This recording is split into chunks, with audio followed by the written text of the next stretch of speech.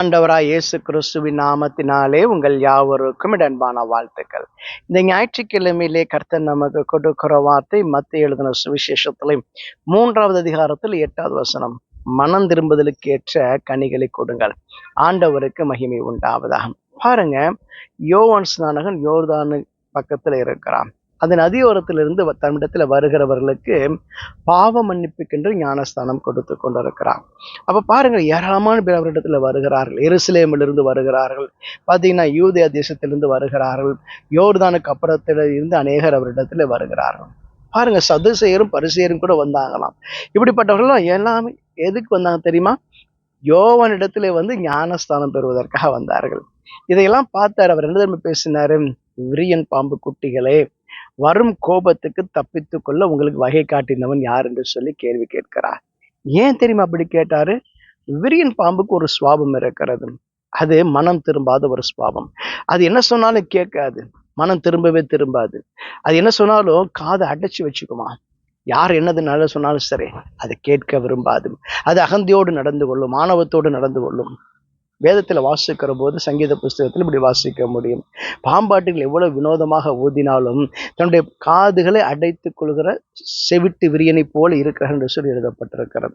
ஏன்னு கேட்டா, சிலருடைய சுபாவத்தை பார்த்தீங்கன்னா, அவங்க எப்பயுமே தீமை செய்யறதான் விரும்புவாங்க, நன்மை செய்யற சுத்தமா விரும்பவே மாட்டாங்க. அவங்க எண்ணங்கள், சிந்தைகள், யோசனைகள் எல்லாமே எப்பயாவது யாருக்காவது எதையாகிலும் துரோகம் செய்யணும், ஏதாவது தப்பு செஞ்சுக்கிட்டே இருக்கணும், ஏதாவது தவறு செஞ்சுக்கிட்டே இருக்கணும் தான் அவங்க யோசிச்சுட்டே இருப்பாங்க. அவங்களுக்கு நல்ல சுபாவமே இருக்காது. எனக்கு அன்பானவர்களே, அவர்களை குறித்து தான் வேதம் சொல்லுகிறது. அவங்க இடத்துல போய் என்னதான் நல்லது சொன்னா கூட அவங்க காதை அடைச்சி வச்சுக்குவாங்க. இல்லை, நான் சொல்றதுதான் ரைட்டு, நான் செய்யறதுதான் ரைட்டுன்னு சொல்லி பேசுவாங்க. ஏன்னு கேட்டா, அவங்களுக்குள்ளே இருதயமானது குணப்படவில்லை. அவருடைய இருதயமானது பெருந்திண்டியினால் நிறைந்திருக்கிறது. பார்த்தீங்கன்னா, பெருமையினால் நிறைந்திருக்கிறது. அவங்க மனம் திரும்ப விரும்ப மாட்டாங்க. இந்த இடத்துல தான் சொன்னார், விரியன் பாம்பு குட்டிகளே, வரும் கோபத்துக்கு தப்பித்து கொள்ள உங்களுக்கு வகை காட்டினவன் யார் என்று கேட்கிறார். அப்படின்னு என்ன தெரியுமா? பாவத்திலிருந்து மனம் திரும்பல, ஆனா தங்களுக்கு வாழ்க்கை என்ன வேணும்? மன்னிப்புக்கேற்ற ஞானஸ்தானத்தை மட்டும் பெற்றுக்கொள்ள வேண்டும். இதன் மூலமாக ஆண்டவரோடு கூட நம்ம ஐக்கியமா இருக்கிறது மாதிரி காமிச்சுக்கலாம்னு நினைக்கிறாங்க. ஆண்டவரோடு கூட எனக்கு உறவு இருக்குது, ஆனா நான் செய்யறது அத்தனையுமே தேவனுக்கு பிரியமில்லாத காரியம், தேவன் விரும்பாத காரியத்தை நான் செய்து கொண்டு இருக்கிறேன். இது ரெண்டுக்கும் வித்தியாசம் இருக்கு. நான் வாழ்க்கையில குணப்படவே இல்லை, பாவத்திலிருந்து மனம் திரும்பவே இல்லை, ஆனா நான் ஆண்டவரோடு கூட எனக்கு ஐக்கியமா இருக்கிறேன்னு சொன்னா அது ஒரு முட்டாள்தனமான மதியனமான ஒரு காரியம். எனக்கு அன்பானவர்களே, கர்த்தரிடத்துல மனம் திரும்ப வேண்டும். ஒரு மனுஷன் பாவியாக இருக்கிற பொழுது ஆண்டவரிடத்துல வர வேண்டும். ஆண்டவரே, நான் செய்த தவறுகளை எனக்கு மன்னியும் என்று சொல்லி தேவ சமூகத்தில் அறிக்கை செய்ய வேண்டும்.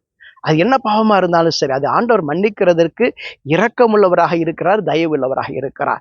ஆனா பாவத்திலிருந்து மனம் திரும்பாம எனக்கு பாவ மன்னிப்பு கிடைத்து விட்டது என்று சொல்லி யாரும் நடிக்க முடியாது ஆண்டவரிடத்துல போய். ஏன்னு கேட்டா, ஆண்டவர் எல்லாருடைய இருதயங்களையும் ஆராய்ந்து அறிந்திருக்கிறார். அதனாலதான் இந்த இடத்துல யோவான் அவர்களை கடிந்து கொள்கிறார். நீங்க என்ன தெரியுமா நினைக்கிறீங்க? ஆபிரகாம் எங்களுக்கு தகப்பன் என்று சொல்லி சொல்லிக் கொள்வதற்கு நினையாதிருங்கள் என்று சொல்லுகிறார்.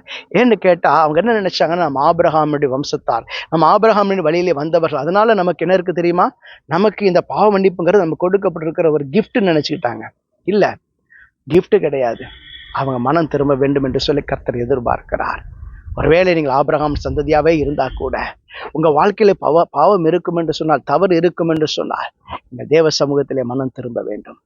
அதனால தான் அவர் சொன்னார், இந்த இடத்துல பாருங்க, ஏராளமான கல் இருக்கு பாருங்க, இதன் மூலமாக கர்த்தர் ஆபிரகாமுக்கு பிள்ளைகளை உண்டு பண்ணுவதற்கு வல்லவராயிருக்கிறார் என்று சொன்னாராம். ஆம், எனக்கு அன்பானவர்களே, ஆபிரகாமை பார்க்கலும் பெரியவர் ஒருவர் இருக்கிறார். அவர் எழுதுமா சொல்றாரு, நீங்க மனம் திரும்ப வேண்டும். அவர் நினைச்சா கீழே இருக்கிற கள்ளம் கூட என்ன பண்ணி ஒரு மனுஷனை மாத்திர முடியும். ஆனா ஆண்டவர் என்ன தெரியுமா எதிர்பார்க்கிறாரு? மனம் திரும்புதலை எதிர்பார்க்கிறார். மனம் திரும்புகிற ஒரே ஒரு பாவி நிமித்தமாக அந்த பரலோகத்திலே சந்தோஷம் உண்டாயிருக்கும் என்று எழுதப்பட்டிருக்கிறது. ஆம், எனக்கு அன்பானவர்களே, ஆண்டவர் மனம் திரும்புகிறவர்களை குறித்து சந்தோஷப்படுகிறார், மகிழ்ச்சி அடைகிறார். அந்த மேலே இருக்கக்கூடிய பரலோக ராஜ்யம் மகிழ்ச்சி அடைகிறதா. அப்ப பாவ மன்னிப்பு என்பது என்னன்னு சொன்னா, ஒரு மனுஷன் தான் செய்கிற தவறுகளை ஆண்டவரிடத்தில் அறிக்கை செய்து மன்னிப்பு பெற்றுக்கொண்டு அதற்கு பிறகு அந்த தவறை செய்யாதபடிக்கு தன்னை பாதுகாத்துக் கொள்ள வேண்டும், அதற்காக முன்னேற வேண்டும், முயற்சி செய்ய வேண்டும்.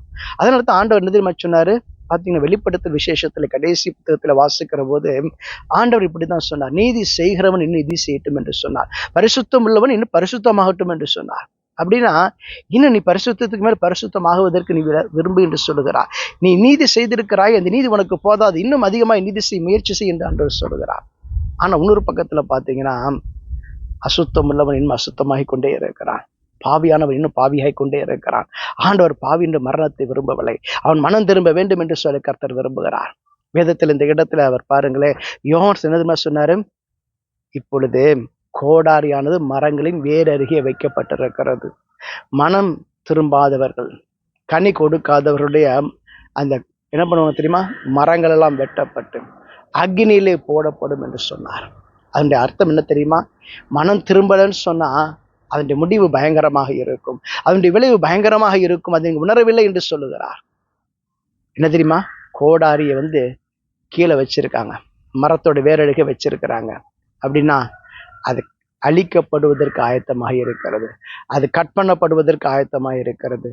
அந்த கோடாரி அந்த மரத்தை வெட்டுறதுக்கு முன்னாடி நீ மனம் திரும்பி விடு என்று சொல்கிறார். அப்படின்னு என்ன அர்த்தம் தெரியுமா, வாழ்க்கையில வீணா போயிடாத, உங்க வாழ்வு இழந்து போய்விடாது என்று சொல்லி கர்த்தர் சொல்லுகிறார்.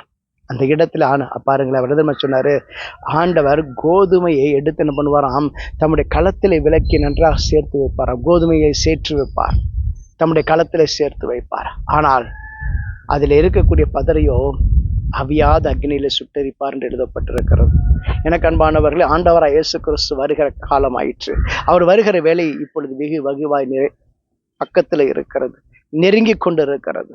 நாம் அவருடைய வருகைக்கு ஆயத்தமாக்கப்பட வேண்டும். நாம் அவருடைய வருகைக்கு எதிர்கொண்டு போவதற்கு நம்மை ஆயத்தமாக வேண்டும். இன்றைக்கும் கூட அவரிடத்துல வந்து விடுங்கள், அவருடைய சமூகத்தில் உங்க பாவங்களை அறிக்கை செய்யுங்கள், மனம் திரும்புவதற்கேற்ற கனிகளை கொடுங்கள்.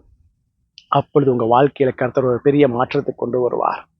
உங்க வாழ்க்கையிலே நீங்கள் தேவனோடு கூட இருக்கக்கூடிய அந்த ஐக்கியமானது ஒரு முழுமையான ஐக்கியமாய், ஒரு பரிசுத்த ஐக்கியமாய், அது அன்புள்ள ஐக்கியமாய் நிலைத்திருக்கும். தேவன் தாமே உங்களை ஆசீர்வதிப்பார். நான் ஜெபம் செய்ய, உங்களை அதிகமாய் நேசிக்கிற ஆண்டவரே, இன்றைக்கும் தேவ சமூகத்திலிருந்து தங்களை அர்ப்பணிக்கக்கூடிய உங்களுடைய பிள்ளைகளை ஒரு விஷயம் கர்த்தர் மன்னிக்கும்படி நான் ஜெபிக்கிறேன். பாவத்திலிருந்து மனம் திரும்புவதற்கு கர்த்தர் உதவி செய்யும்படி நான் ஜெபிக்கிறேன். கடினமான இருதயத்தை எடுத்து போட்டு சதையான இருதயத்தை உங்களுடைய பிள்ளைகளுக்கு தரும்படி நான் ஜெபிக்கிறேன். உணர்வுள்ள இருதயத்தை தரும்படி நான் ஜெபிக்கிறேன். உங்களுக்கு கேட்ட கனிகளை மீதியாக கொடுக்க உதவிச்சிங்க. இயேசுவின் ஜெபம் நல்ல பிதாவே, ஆமென். God bless you.